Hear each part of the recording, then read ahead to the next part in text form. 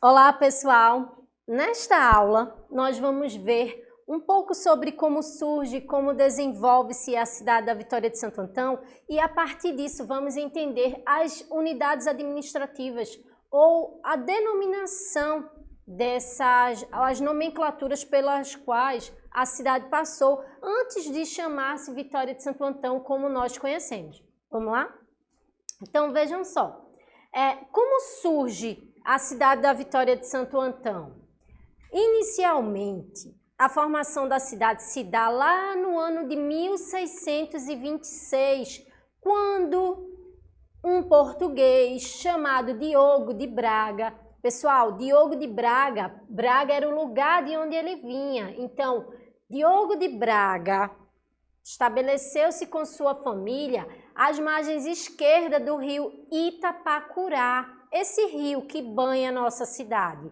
E a partir daí, dá início ao povoamento desse lugar. Vale salientar que Diogo de Braga, ele vem do arquipélago do Cabo Verde, que fica na costa ocidental africana. E ao vir desse lugar, ele traz também características desse lugar, como características culturais, como a devoção ao santo que torna-se o padroeiro da cidade, que é Santo Antão, e que tem uma importância do ponto de vista histórico, já que o nome da cidade posteriormente agrega o seu em sua homenagem, enfim. Inicialmente, a gente pode dizer que a cidade de Vitória remonta a sua fundação ao ano de 1626, quando esse senhor, quando ele chega com sua família aqui nessa área, desbravando o interior, chega nessa área, às margens esquerdas do rio e resolve estabelecer-se. Então, por isso, gente, é que esse lugar passa a ter o seu primeiro nome de cidade de Braga. Ô professora, quer dizer que já era uma cidade? Não, cidade era a forma de referir-se, mas do ponto de vista administrativo ainda não era uma cidade porque não tinha as características para ser chamada de cidade. Até porque, pessoal, cidade é um termo que já é do primeiro império, já do século XIX. E aí a gente está falando do período colonial. Reparem que eu falei 1626. 1626 é século XVII. Portanto, a organização administrativa, os nomes dos lugares eram dados de acordo com a forma que naquele tempo, ou naquele período, se dizia. Então, esse lugar onde hoje nós habitamos e chamamos de Vitória de Santo Antão, num primeiro momento passa a ser conhecido como cidade de Braga, porque em homenagem ao seu fundador, Diogo de Braga, ali na cidade de Braga, ou seja, onde Braga, quem? Diogo de Braga fundou, entenderam? Essa imagem que vocês observam aí está um pouco embaçada, sem qualidade, mas seria o busto, porque como vocês sabem, naquele período não tinha foto. Então seria o busto de Diogo de Braga, que tem, para quem tiver interesse em ver, que está lá na praça que leva o seu nome, Diogo de Braga, que fica ali nas imediações da primeira igreja batista, próximo a Pizza Grill.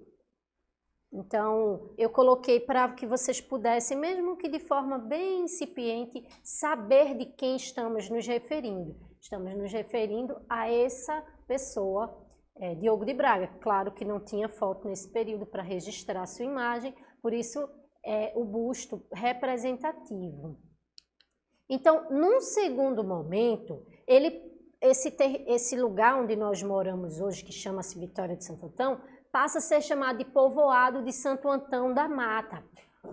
Esses nomes, tanto cidade, que no caso é figurativo, quanto povoado, está querendo mostrar o que ali é do ponto de vista administrativo. Então, quando passa a categoria de povoado, é porque a gente já observa que houve mudanças, pessoal. Não é à toa, não. Todas essas mudanças nos nomes que a gente vai ver, é que ela está se referindo ao modo como Vitória não apenas passou a reconhecer e ser chamado, mas como é o processo evolutivo. Então, quando passa a ser chamado de povoado de Santo Antão da Mata, é porque aqui já está politicamente organizado, do ponto de vista social, já tem uma estrutura, do ponto de vista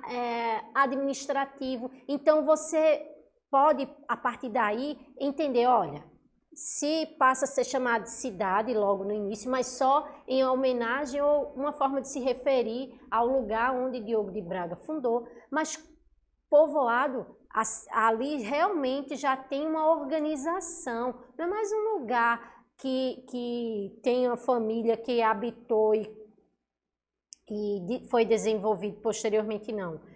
Povoado já tem aquela organização, já dá a ideia de que é reconhecido pela administração e tem essa denominação. Assim, em seguida, passa a condição de freguesia. Só um comentário aqui. Essa imagem seria aqui da cidade da Vitória no século XVII. É uma imagem figurativa, pessoal.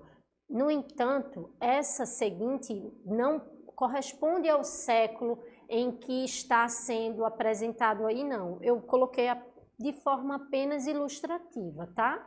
Então, veja, Cidade Braga, que não é uma divisão, né? Que é só apenas a forma de ser chamada. Por exemplo, tem uma rua na cidade da Vitória de Santo Antão que se chama Estrada Nova.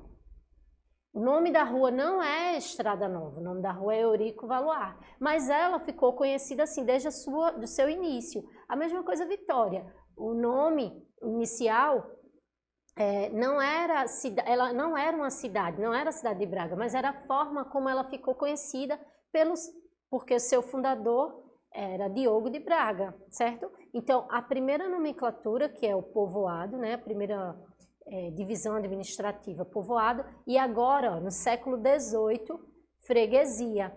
Vitória inicia, né, lá no século XVII, em 1626, já em 1710, mais ou menos, ela já passa a categoria de freguesia. E por que eu estou frisando isso? Porque, se você observar, ela já tem uma importância administrativa, política. Vitória, nesse período, pessoal, já desenvolvia feiras a partir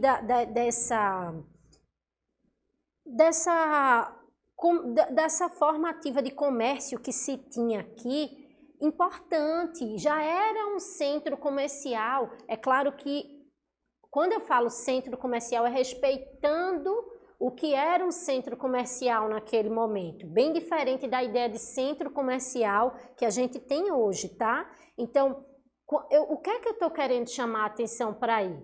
Quando passa a condição ou a categoria de freguesia, é porque Vitória de Santo Antão já te está demonstrando que tem uma importância nessa região em que ela está inserida. E isso eu não falo a partir do que eu acho. Os relatórios da colônia apresentam isso. Tanto que quem é de Vitória e está assistindo a aula vai saber da feira de agosto, por exemplo, da feira que a gente chama feira de cavalo. Essa feira, ela já tem origem nesse período.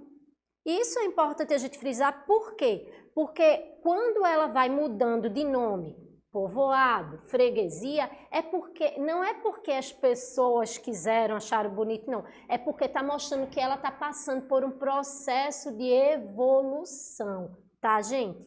Então, presta bem atenção nisso. Quando passa a questão de freguesia, lá no século XVIII, eu não coloquei a data porque os historiadores não chegaram a um consenso se de fato foi em 1710, se foi em 1762. Então, o que nós sabemos é que foi no século XVIII.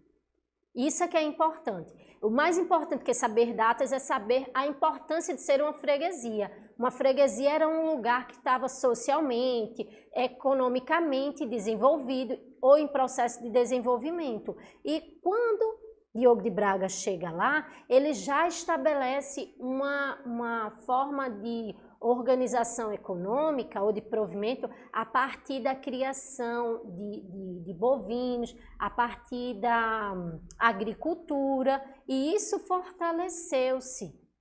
Tanto que Vitória é o que a gente chama na história de entreposto. Vejam a importância histórica da nossa cidade. As pessoas que estavam indo para o Sudeste, porque o século XVIII está em pleno processo do ciclo do ouro, ali em Minas Gerais. Então, quando eles estão passando, nesse sentido, eles param em Vitória para abastecer-se. Então, é importante entender essa questão de como Vitória, porque Vitória é considerada, por exemplo, a capital da Zona da Mata. Aí de freguesia passa para a questão de vila, já no século XIX. Aí eu coloquei a data para chamar a atenção que nós temos a certeza porque os documentos nos dão. Então, em 1811, ela é elevada à categoria de vila. E essa elevação à categoria de vila dá a conotação de Vila de Santo Antão. Observem que ao longo do tempo passa de Cidade de Braga, Povoado de Santo Antão da Mata, depois Freguesia e agora Vila de Santo Antão, sempre levando o nome do padroeiro que chega com o colonizador a tiracolo. Então, observem que isso não é apenas uma questão religiosa, é uma questão cultural, uma vez que a religiosidade faz parte do imaginário cultural. Então, no plano cultural, muito do que nós temos como fundamentos está ou remontam à nossa fundação.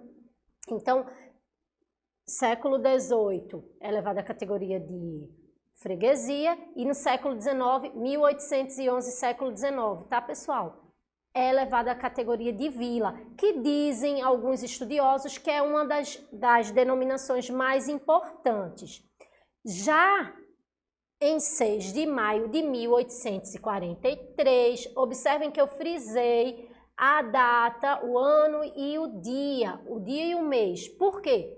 É o dia que nós comemoramos nossa data magna, que é quando Vitória, através da lei número 113, sancionada pelo governador da província, Francisco do Rego Barros, é elevada à categoria de cidade. Agora sim tem essa ideia de cidade como nós conhecemos, tá, gente? Então presta bem atenção. Lá quando eu coloquei no início que era cidade de Braga, nada tem a ver com essa ideia de cidade que nós conhecemos hoje. Era só a forma de se denominar esse lugar. Agora, em 1843, século XIX, a questão da cidade, ela tem de fato essa ideia administrativa que nós conhecemos hoje. Ok? Preste atenção com relação a isso. Aí eu coloquei essa imagem ilustrativa aí do século XIX da nossa matriz, onde a gente pode ver a igreja em homenagem ao santo padroeiro. Só uma questão, observem que não tem mais o nome do santo, que o nome da cidade é apenas Vitória. Vitória, que vale salientar, está ligado à Vitória lá no Monte das Tabocas, lembram?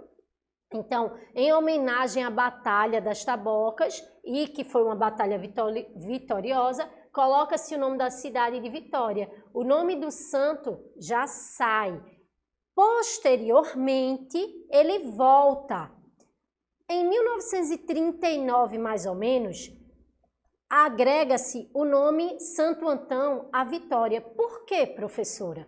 Porque existe uma lei do Segundo Império, pessoal, é de 1892, que ela proíbe o nome de cidades duplicadas. Então, não existe no Brasil apenas uma cidade chamada Vitória. Existem 5. Existe Vitória do Espírito Santo, Vitória da Conquista, Vitória da Bahia, Vitória do Mearim e outra cujo nome agora eu não estou lembrando. Mas, observem, imagina se todas elas fossem Vitória. Como é que a gente iria denominar? Ah, Vitória que fica lá em Pernambuco, ou Vitória... Enfim, a lei proibia para que não houvesse essa confusão. Aí o que é que acontece? Vitória volta a ter o nome do santo para poder diferenciar-se das outras cidades que têm o mesmo nome. Então, ela passa a ser chamada de Vitória de Santo Antão por força de lei em 1939, mas oficialmente em 1943, quando se tem o primeiro centenário da elevação à categoria de cidade, é que esse nome passa a ser denominado. Aí nessa foto eu coloquei uma imagem do início do século XX que ilustra ou que remonta ao período áureo da linha férrea aqui, que era onde tudo se dava, né? As trocas comerciais, as trocas sociais. Era aí onde hoje nós conhecemos como Praça Leão Coroado.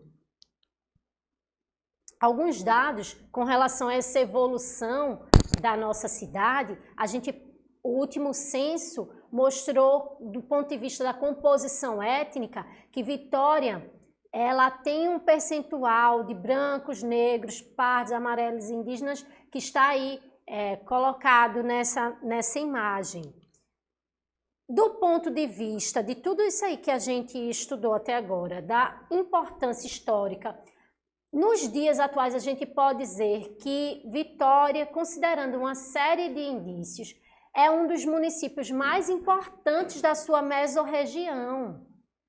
Ele tem um PIB, um dos PIBs mais importantes do interior do estado.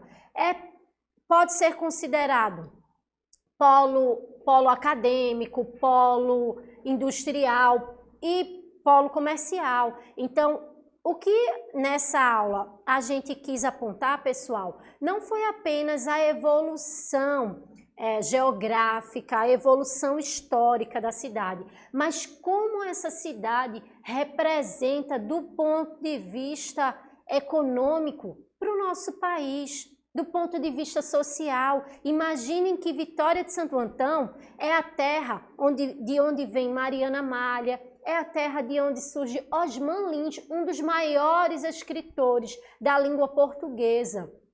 É a terra de Marta de Holanda, a primeira eleitora feminina do estado de Pernambuco. É a terra de Nestor de Holanda Cavalcante, um dos maiores cronistas pernambucanos no Rio de Janeiro. Então, ressaltar a importância desse lugar dentro dessa geografia e história brasileira não é apenas ressaltar de forma irresponsável ou despertar um sentimento ufanista, não, ou de pertencimento.